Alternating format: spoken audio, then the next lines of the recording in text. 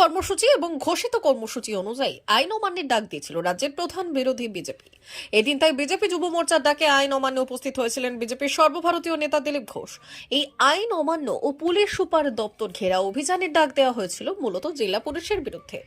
একাধিক অভিযোগ ঘিরে তাদের অভিযোগ ছিল পুলিশ সুপার তাদের কর্মীদের বিরুদ্ধে মিথ্যে মামলায় ফাঁসিয়ে জেল খাটিয়েছে, সব জায়গায় ভয় দেখিয়ে তোলাবাজি করছে খোদ পুলিশ সুপার ধৃতিমান সরকার। তাই এদিন ডাক দেওয়া হয়েছিল এই আইন অমান্য ও পুলিশ সুপার দপ্তর ঘেরাও অভিযান। যদিও এই অভিযান ঘিরে পুলিশের তৎপরতা ছিল চোখে পড়ার মতো। আগের দিন থেকে গোটা পুলিশ বাংলো এবং পুলিশ সুপার দপ্তর এলাকায় 144 ধারা জারি করা হয় মহকুমা শাসকের পক্ষ থেকে। এরই সঙ্গে পুরো চত্বরে প্রায় 60খানা সিসিটিভি ক্যামেরা দিয়ে মুড়ে ফেলা হয় নিশ্চিদ্র নিরাপত্তায়।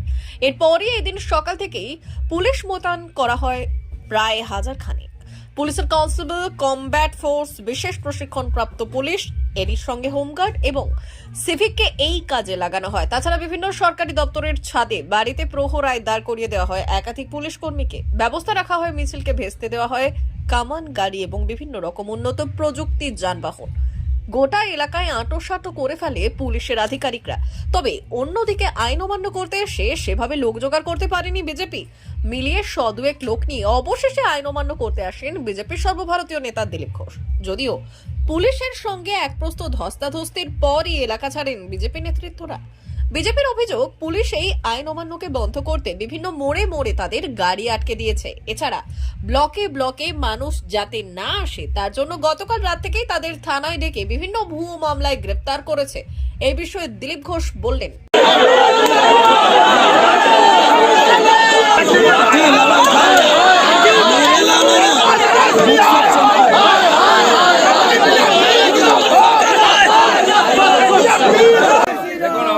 জমায়েত করে আমাদের বক্তব্য রেখেছি।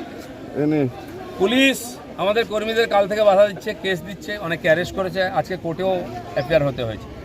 কিন্তু আমরা যেটা বলেছিলাম, আমাদের পার্টির যে গণতান্ত্রিক অধিকার ওটাকে লুট করা হচ্ছে। পারমিশন চাইলে পারমিশন দেয় না, বিনা পারমিশনে করলে কেস দেয়। এর বিরুদ্ধে সাধারণ মানুষ, ব্যবসায়ীদের তোলা হচ্ছে, বাইরের থেকে এসে খুন করে যাচ্ছে, গুলি চালাচ্ছে, লুট করছে।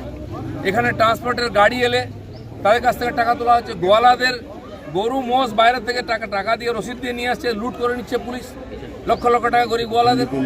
এবং এখানে পুজো উদ্বোধন থেকে খেলার উদ্বোধন গায়ের জোরে ওসি করবেন এসপি, কোনো টিএমসির নেতাও নেই না। আমাকে ডাকা হবে, আমাকে ডাকলে সেখানে জোর করে বলা হবে তোমাকে ভিতরে ঢুকিয়ে হবে যদি দিলীপ ঘোষকে ডেকে থাকো।